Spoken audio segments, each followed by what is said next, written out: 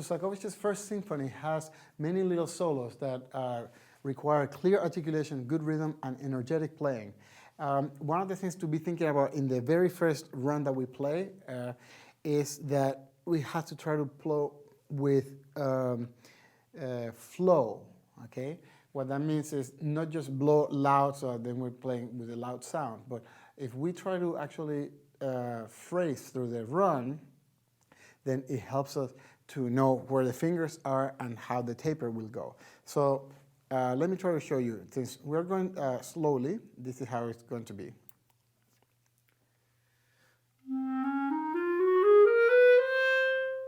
It's like a crescendo. That's how we're going to be thinking it. But since we start with a full sound,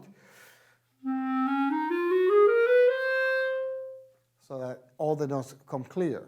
And then after that big flow, the articulation has to be short, and let's try to make sure that when we're playing forte that we don't get the throat tones to lose focus and for them not to get too flat, so that then we can play.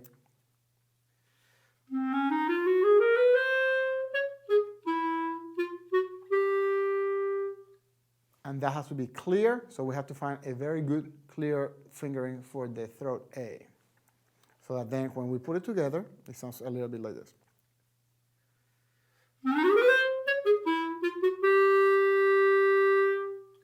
Okay. Now, after that, there's, we can see that there's no diminuendo, so we must maintain the intensity, and all the way until we see diminuendo, and then make the diminuendo gradual. And the articulations for this piece have to be very short.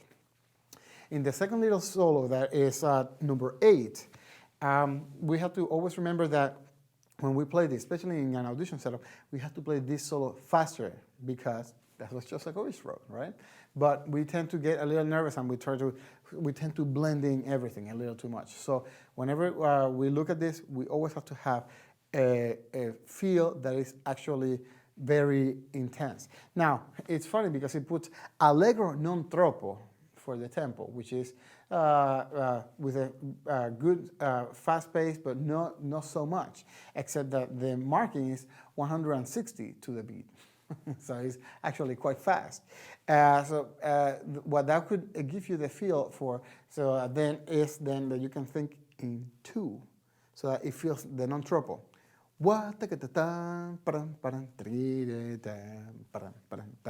So that feels the non troppo if we're thinking in 2.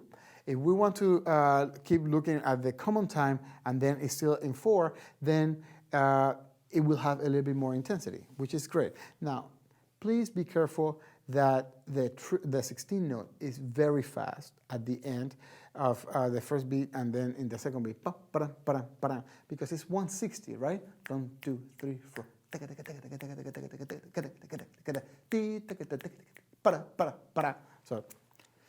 So that then we can also differentiate between the 16 note and the triplet. So let me show you. When we practice this slowly, it's good to exaggerate that 16 note. It will be so fast that it will sound like a grace note.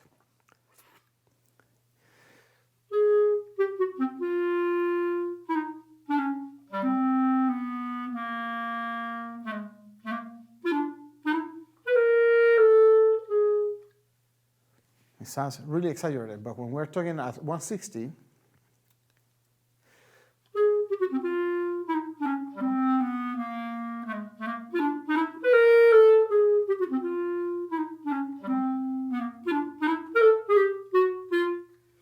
and when we're thinking of it at the very end, then it gives us an opportunity to make sure that we don't rush, because we're trying to make sure that the long note is longer, and therefore we get the